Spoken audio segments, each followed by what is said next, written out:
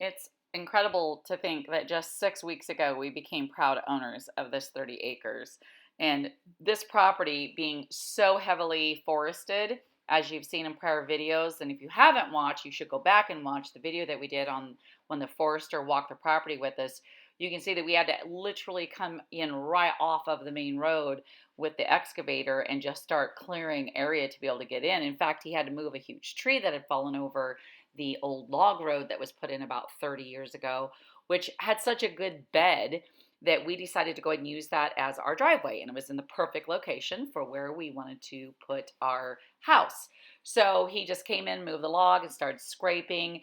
And just to the left of his excavator right there is where the wells actually is. So he had to pull out a couple of trees over here on the edge of the driveway, which really broke our heart, so that we could move the driveway over about 10 feet to the north side of the property. And then literally he had to inch his way down with his equipment down that log road, which Kevin and I had already walked down. And as you can see, we were right there in front of the equipment, very carefully and strategically letting him know the trees that we wanted him to leave. And, there wasn't a lot of trees in this first acre and a half that we cleared, that we chose to leave because we literally had to clear land in order to level and be able to have, the different building sites that we need. But I cannot stress how difficult this was for Kevin and I. We were not only right there directing him and saving all the trees that we possibly could, but it was so crowded in here. I mean, look at how thick those trees are. I was even having a hard time filming because the trees were so thick, but we had to take out quite a few trees, and it was emotional. It was not something that we take lightly by any means. Now, the majority of the trees were smaller trees, maybe, 3 or 4 inches in diameter, but there were definitely some good sized trees. I think probably the tallest tree we took out was about 50 feet. There was a few, 25, 30 footers, maybe even 40 footers that we took out as well. But I want you to know that these logs aren't just going to go to waste. We're going to cut them up and use them for firewood, not only in our structures, but we have a lot, so we may actually sell some of it off as well to others. So that was a little bit, made us feel better, right? To know that we're not just going to leave the logs there and they're going to go to waste. We thought about milling them, that sort of thing, with doing our building, but we may possibly in the spring, but they have to sit there anyway. They can't be green and dry out. So as you can see, it was amazing to start seeing the sunshine coming in. This was prior to Steve coming in with the excavators. It was just a dark hole with all the trees. In fact, you couldn't really see inside of them.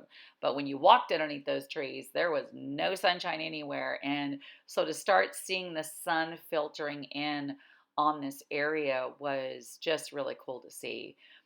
One of the other really cool things that we got to see when he took out these trees, which you couldn't see before, was the lay of the land and to see where the uphill slope was. And we were actually pleasantly surprised at how much level area that there was, which we have done a lot of walking on the property when before the trees were removed. So we kind of thought that, but it was really not something we could definitively see until all of those trees were actually removed. So that was very cool. And oh, see, that's one of those bigger trees that came down, and I'm telling you, it was hard. It was hard to make that call and to watch those trees come down. But if you watch the forestry video that we did, the forester said it is imperative for us, for the health of the forest and to minimize fire danger, that we have to clear quite a few trees.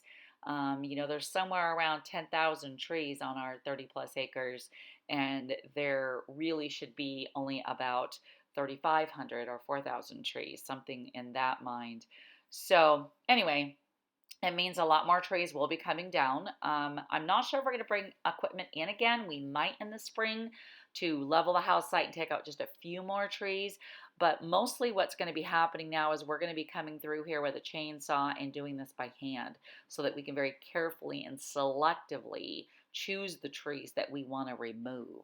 So, yeah, this was a very interesting experience. Again, not one that we thought we were going to have. And definitely first time that we've ever done anything like this to a piece of property. But I just can't get over. I mean, look at where he's at here. He's almost done at this point, and look at that open sunshine. It was amazing to watch this just open up and to see the soil, which, by the way, that was another thing we were thrilled about. There were very few rocks that he uncovered.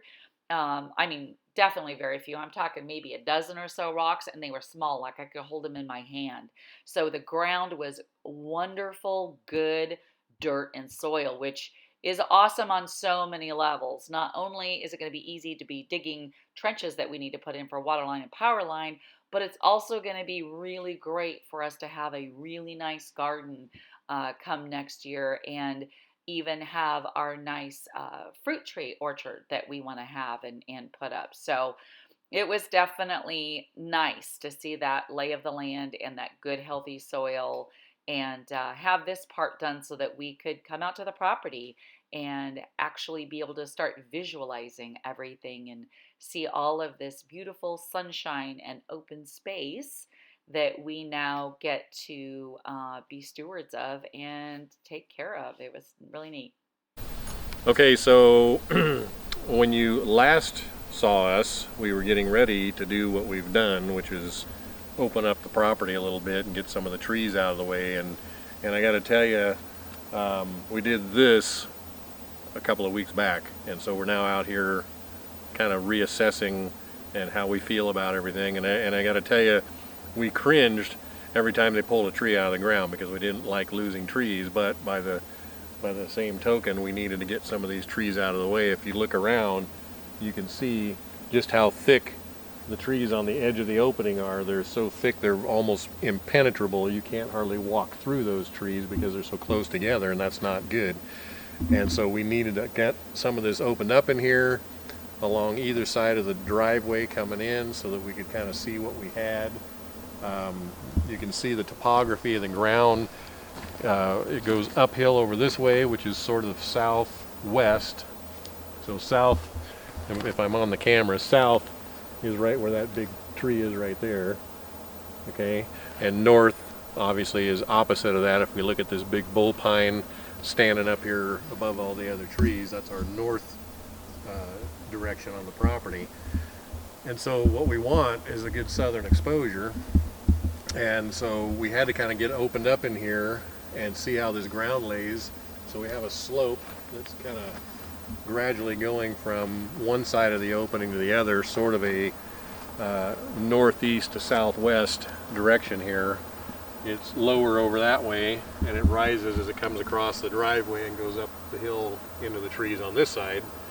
And we're not sure if down here in this lowest point right here is not a drainage area that would be a seasonal drainage in the spring from when the snow melts off.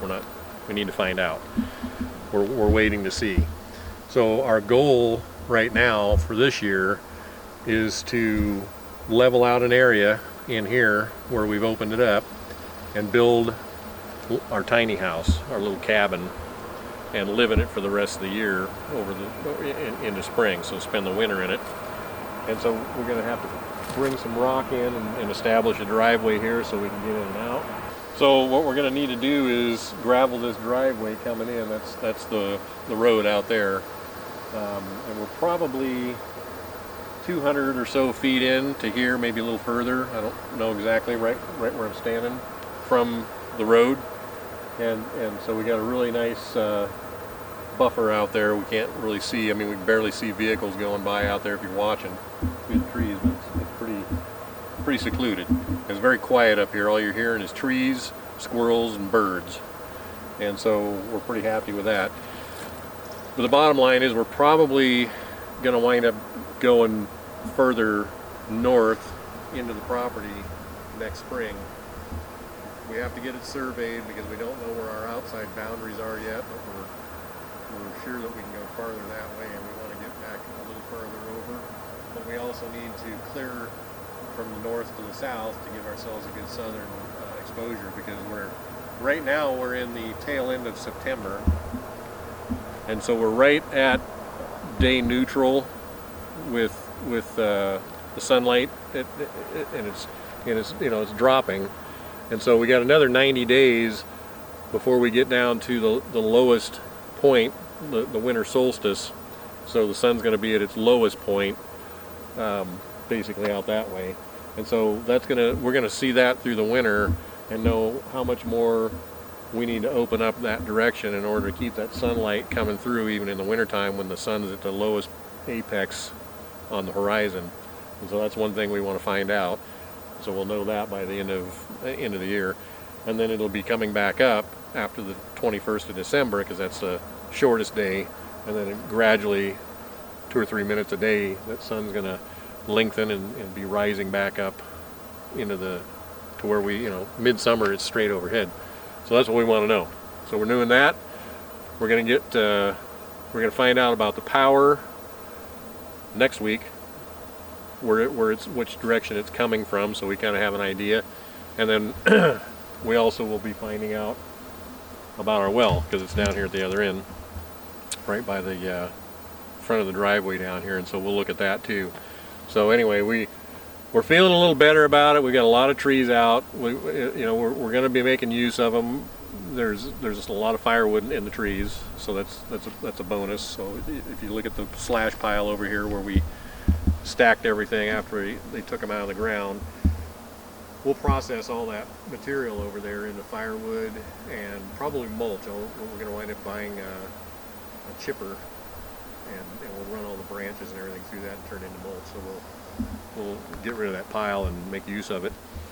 But I'm feeling better. Of course, we haven't been tearing trees out lately, so I think it feels pretty good to be in here. We're really enjoying this space right now. Now that we've opened it up a little bit, we can kind of see what we got. Probably going to have a bulldozer come in and cut the bank over here, this higher slope, and push that material over here towards this lower elevation to level it out, so we'll have a nice big leveled area. And right now, so at the widest going this way up the driveway, or from the driveway, is about 85 feet, and it's about 85 feet down slope off the driveway this way, and about 250 feet going this way that we've opened up. So roughly a little over an acre, give or take, and not even an acre and a half. So that's not a lot of space. It may seem like a lot of space to you, but when you're looking at 30 acres, it's a tiny little space.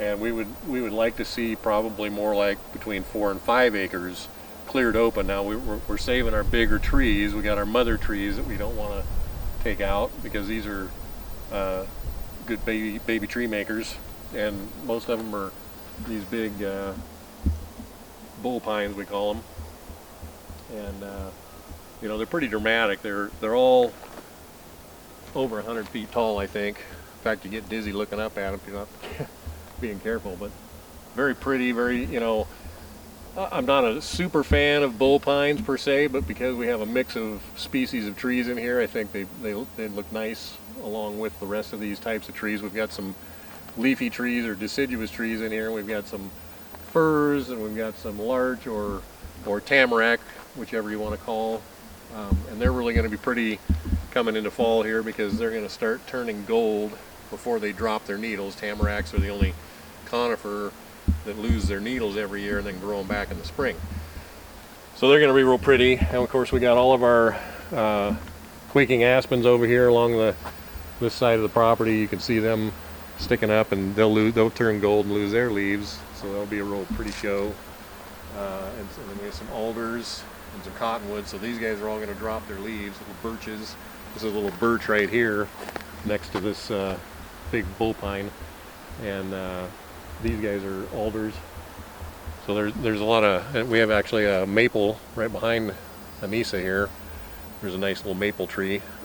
So we've been kind of picking those out of the bunch and saving them. So we're feeling pretty good. What do you think, Anissa? Anything you want to add to the No, thought or conversation? getting there. It was painful to watch them tear the trees out, but it's done for now. And it's something that we're going to have to do a lot more of. So it's something we're going to have to try to get accustomed to doing in order to maintain our space. And we're running a new gimbal, so we're seeing how this works. So I'm walking down the driveway while Anissa's filming. Just we're trying this out. It's the first time that we've used it. And so we got another big slash pile coming up here where we started stacking the trees at this end of the clearing. And we'll got some more dirt work to do for sure. And here's the thing, it's a kind of a slow start. We've been sort of fits and starts on this project, and one of the biggest reasons why is we got into this thing kind of midsummer, and because of 2020 being the year that it is, I don't have to say any more about that, it's become a cuss word. It really set a lot of people back in their businesses, and certainly set back the construction industry and the building industry, and part of that industry is the excavating industry that goes along with it. When they come in to prep sites for home building and do this kind of work, so they got way behind because they couldn't do anything for a while, so now everybody's trying to play catch up. So they're super busy, and it's hard. We've been lucky enough that we know this excavator that's been coming in, and probably if we hadn't, we wouldn't have got anything done this year. And so this is 1 day's worth of work that we got so far. He snuck in, peeled himself off some other jobs, and he gave us a day just to get this opened up. So we did quite a bit. I mean, in an 8-hour day or 7-hour day, he managed to clear all this out, which is pretty darn good work. A lot of moving, and so, but it gave us this opportunity, and then we got him out here to prep the site around the area where we're going to be drilling the well, because we had to do some things there, which we'll show you. And so we'll get him back out here again, hopefully before the season's over for doing excavation work, and then we'll be able to flatten out a spot and park our little tiny house project and get that going. So you'll be able to see that yet this year. It's definitely fall. I mean, like, almost felt like it went overnight to fall. We had a good rain in here because this was just a powdery, dusty mess after all this excavation. So we were happy to get a good hard rain in here, and that kind of told us a little bit because it tamped everything down. So now it's pretty firm to walk on. We're not kicking dust up every time we take a step, and it absorbed all the water. So we didn't have any runoffs, we didn't have any mudslides, we didn't have any issues. It just sucked all the water in, which was good. And I think after a few months of no rain, the forest was happy to get a drink.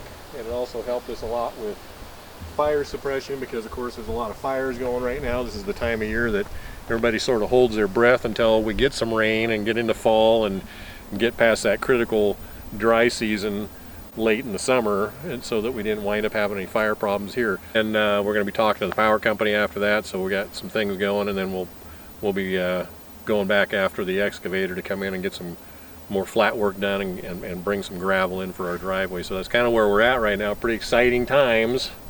You have to be patient because things are not going as fast as we would like them to be, but they are what they are, and that's what we have to deal with, is kind of the juggle of dealing with all the different entities that we have to have help us develop this property. So that's kind of where we're at.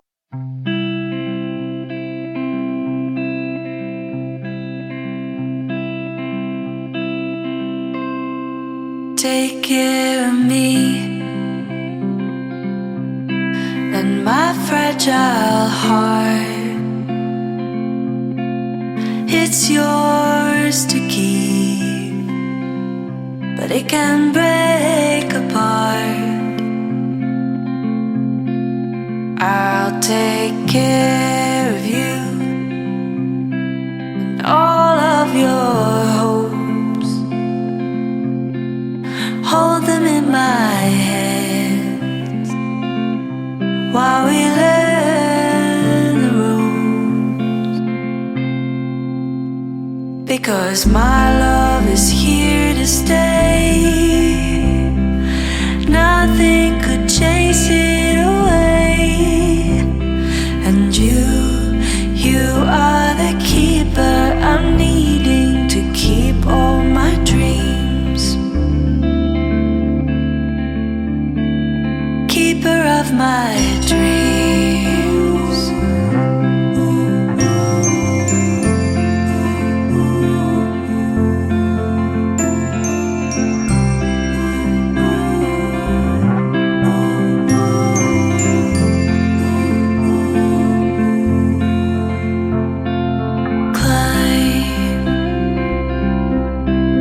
Climb up that hill. I'll catch you if you fall, but you never will. Because my love is here to stay.